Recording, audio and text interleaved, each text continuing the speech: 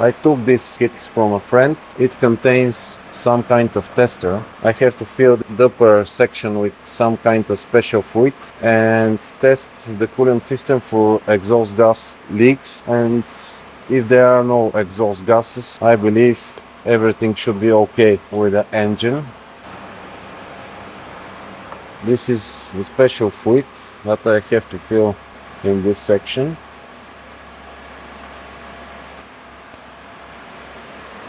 Open carefully the coolant expansion tank.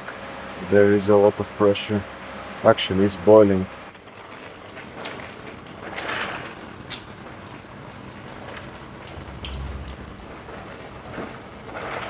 I don't know, is that normal?